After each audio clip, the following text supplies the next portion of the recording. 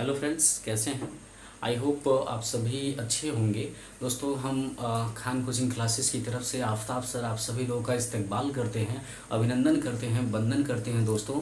और आप सभी लोगों का स्वागतम है दोस्तों इस चैनल पर। दोस्तों, आप जानते हैं कि हम पढ़ रहे थे मातृभूमि के लिए, और मातृभूमि के लिए का ऑलरेडी दो पार्ट, दो सर्ग हम लोग समझ लिए थे। प्रथम सर्ग जिसे हम संकल्प सर्ग के नाम से जानते हैं, द्वितीय सर्ग जिसे हम संघर्ष सर्ग के नाम से जानते हैं, और इसमें दोस्तों हम पढ़ेंगे तृतीय सर्ग, जिसको हम किस नाम से जानते हैं? तृतीय सर्ग को हम जानते हैं दोस्तों बलिदान सर्ग के नाम से।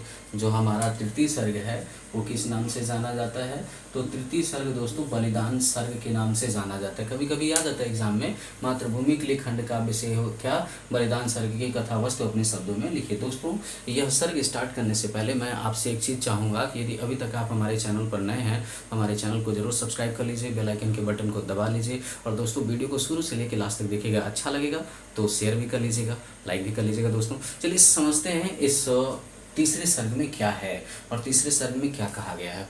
देखिए दोस्तों, जैसा कि दूसरे सर्ग में मैं आपको बताया था कि जब भगत सिंह और राजगुरु असेंबली में बम गिरा करके अपने आप को गिरफ्तार करा देते, उन्हें फांसी हो जाती है, तो देश को आज़ाद कराने की सारी जिम्मेदारी किनके ऊपर आ जाती है? चंद्रशेखर आज़ाद के ऊपर आ जाती है। अब चंद्रशेखर आज़ाद क्या करते हैं? देश को आज़ाद कराने के लिए यह बहुत ज़्यादा सोचने विचारने लगते हैं। इसके अतिरिक्त इनकी जो क्रियाशीलता होती है दोस्तों, वो बाधाओं का, मतलब इस पूरे सर्ग में इनकी क्रियाशीलता और इनकी बाधाओं का वर्णन किया गया है। जब भी चंद्रशेखर आज़ाद अपनी लाइफ में कभी भी थक जाते थे तो मध्य प्रदेश के सातार नदी के किनारे हनुमान जी के मंदिर के पीछे एक गुफा में जाके आराम करते थे।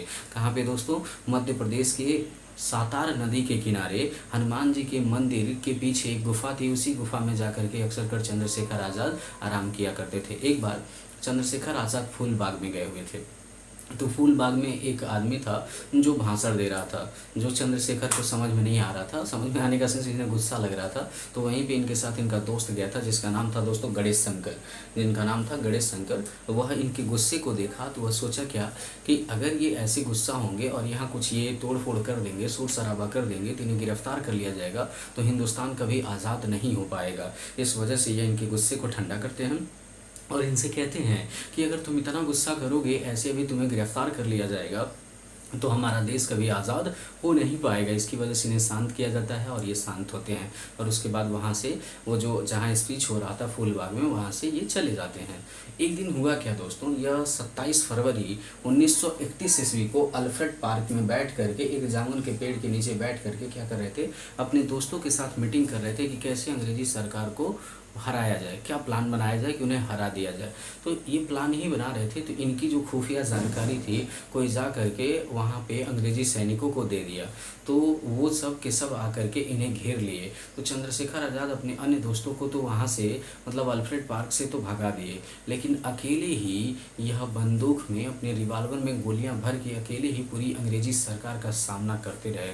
और पहली गोली में एक अंग्रेजी सरकार की, एक अंग्रेजी सैनिक का जबड़ा उड़ा दिए। अपनी दूसरी गोली में क्या किए? नाट बाबर नामक एक सैनिक था, नाट बाबर नामक एक सैनिक था, उसका जो अफसर था उसका कलाई उड़ा दिए। और इसके बाद गोलियों की बौछार होती रही। इधर से अकेले चंद्रशेखर आज़ाद गोलियों की बौछार करते रहे, उधर से पूरी अंग्रेजी फौज लगी हुई थी इनको हराने में, लेकिन कोई हरा नहीं पाया। ज़मीन के रिवाल्वर में गोली ख़त्म हो गई, तो इनके पास मात्र एक गोली बची थी। यह सोचे कि मैं मरूंगा तो अपने स्वदेशी गोली से मरूंगा, किसी विदेशी गोली से नहीं मरूंगा। इस वजह से चंद्रशेखर आज़ाद उस अंतिम गोली को अपने रिवाल्वर में डालते हैं और अपनी कनपट्टी पर लगा करके अपने आप को मार लेते हैं और मर जाते हैं। ठीक है दोस्तों, तो जब ये मर जाते हैं तो जो अंग्रेजी सैनिक होती है, इतना खौफ सोचिए दोस्तों कि वे लोग जब वहाँ जाते हैं उस जामुन के पेड़ के बगल में, तो चंद्रशेखर आज़ाद के पास जाने से डरते हैं। इनके सीने में गोली मारा जाता है, इनके पैर के तलवे में गोली मारा जाता है कि कहीं यह बंदा जिंदा तो नहीं है,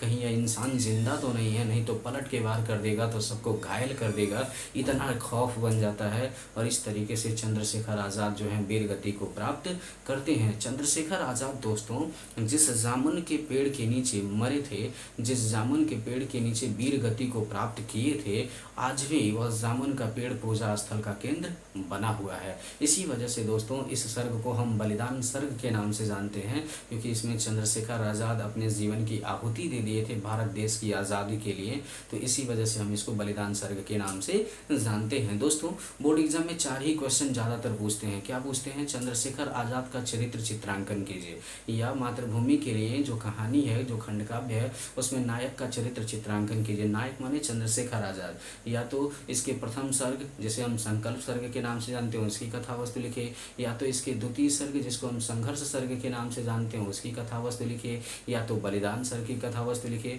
दोस्तों मैंने सारी डिटेल स्टोरी आपको पढ़ा दिया है। अगर आप अभी इसके पहले का 2 वीडियो नहीं देखे होंगे तो आप उसका जो लिंक है वो डिस्क्रिप्शन में है, वहाँ से जा करके आप उसको आसानी से देख सकते हैं, कोई समस्या नहीं आएगी। फिर मिलते हैं दोस्तों नेक्स्ट वीडियो में। Till then take care, bye bye दोस्तों।